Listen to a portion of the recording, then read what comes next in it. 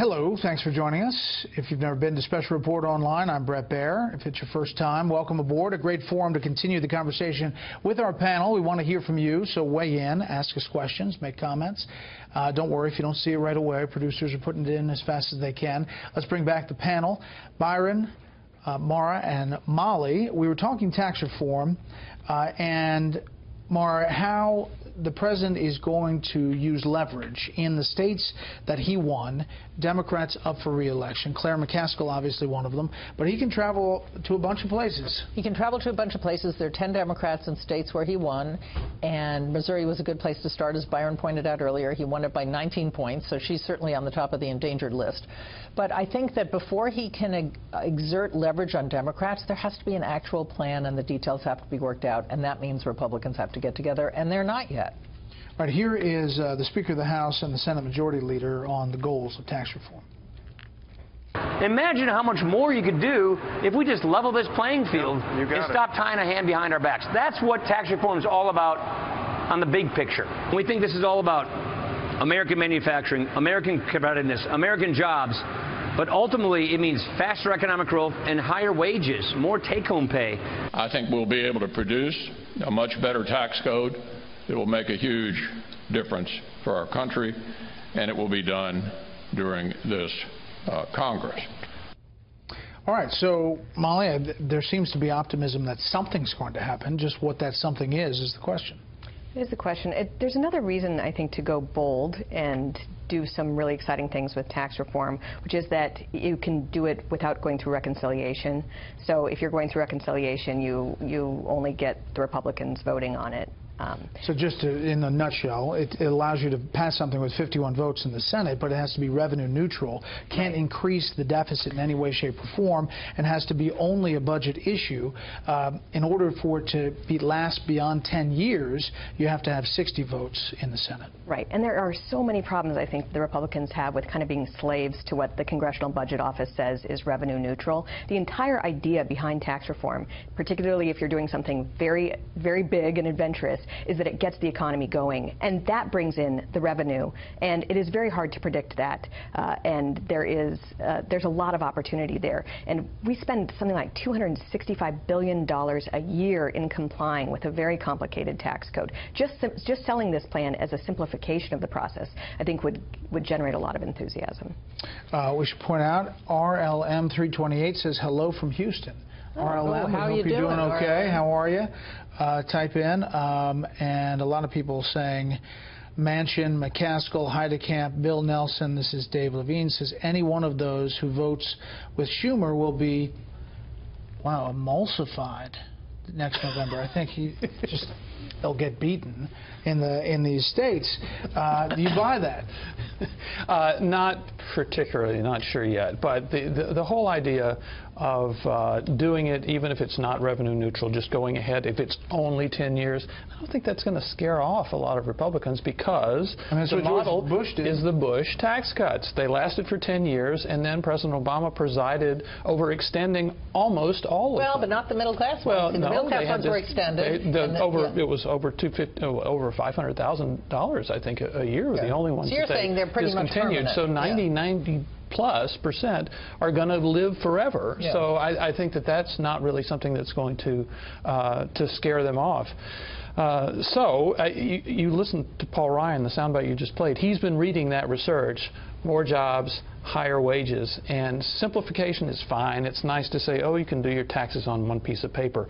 The real thing is more jobs, higher wages. But to get the rates to the place they need to get them, they have to go big enough, because they have to have some offset. Where's it going to come from? Well, that's the difference between tax reform and tax cuts. You want to cut taxes on corporations, you probably could do that. But tax reform means broadening the base and lowering taxes, which means you have to get rid of deductions. And in that speech today, Donald Trump was talking about getting rid of deductions for rich people, even like me, I think he said. But that's really hard. Behind every deduction every loophole is a lobbyist, and Republicans are not on the same page about what deductions they want to get rid of.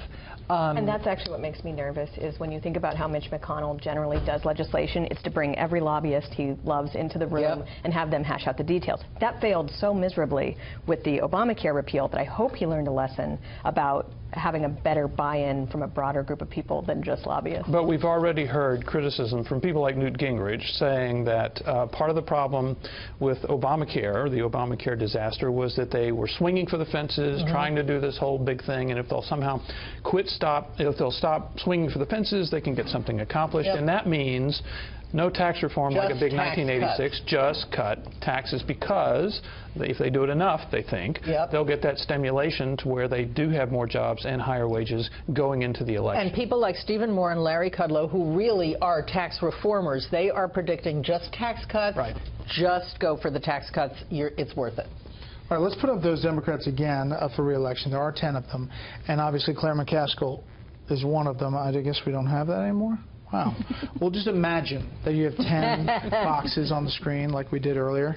And Sherrod Brown in Ohio is one of them as well. He seems like he has a good track for re-election, but who knows? You have these things that can develop. But let's hear the president on obstructionists, talking about Democrats. She's got to make that commitment. She's got to make that commitment. If she doesn't do it, just can't do this anymore with the obstruction and the obstructionists. The Dems are looking to obstruct tax cuts and tax reform, just like they obstructed so many other things, including administration appointments and health care. Not one vote. So the question is, can they rally enough people? Here's another thing. This trial starts next week for Senator Menendez in New Jersey, and the judge there has mandated that he be present for the trial, which means that if there are big votes, Democrats are one less. Senator McCain is coming back to the Senate after cancer treatment to be in the Senate. So that's, you do the math. Yeah, I mean, Republicans should be able to do this. We said that about Obamacare. They've been promising it for 7 years. They should have been able to do it. Tax cuts on paper, tax reform should be easier to pass. As Byron said, this is something that's kind of the article of faith for all Republicans. But the details really matter. And this was a very general speech the president gave today. It was big, broad strokes about why tax reforms is important to people on Main Street and means bigger paychecks and more jobs.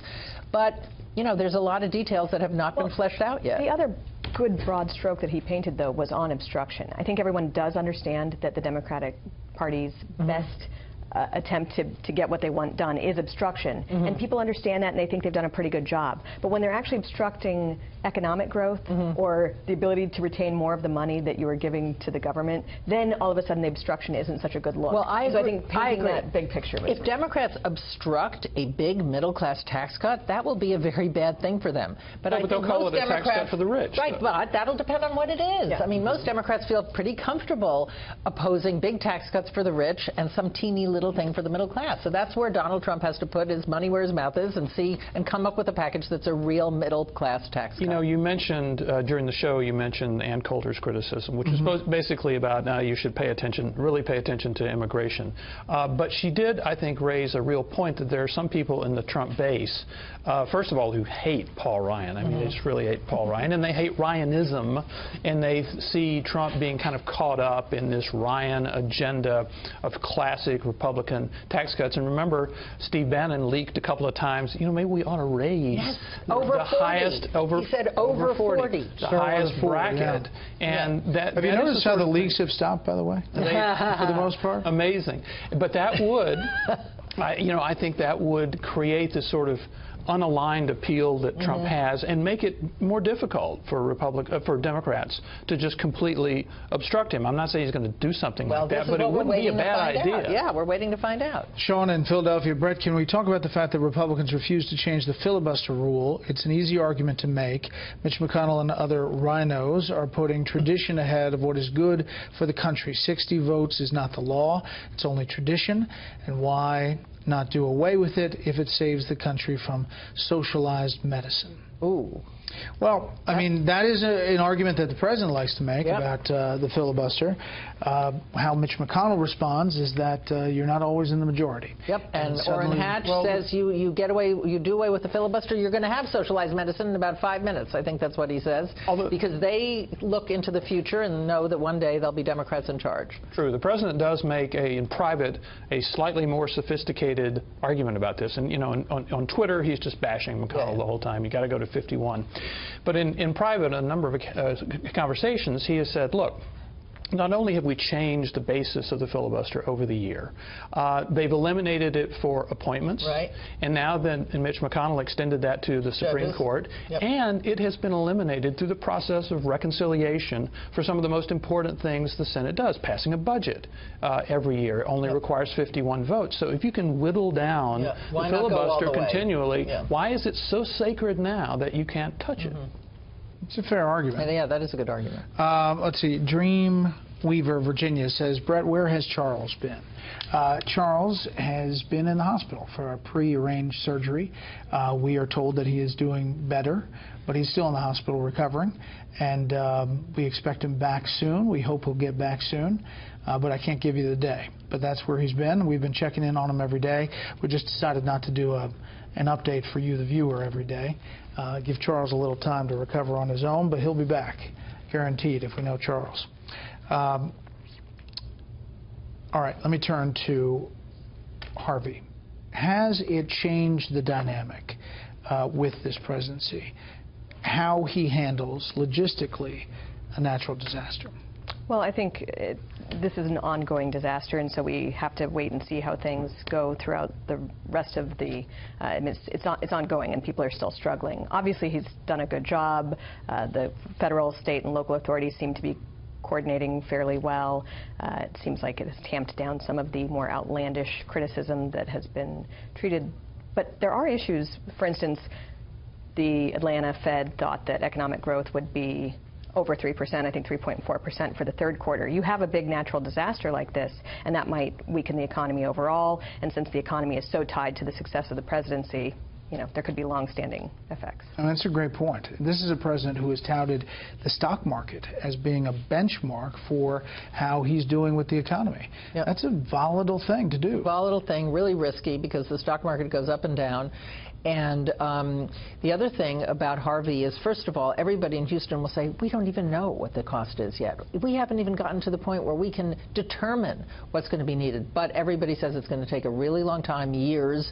The need for housing and everything else down there is going to be extreme.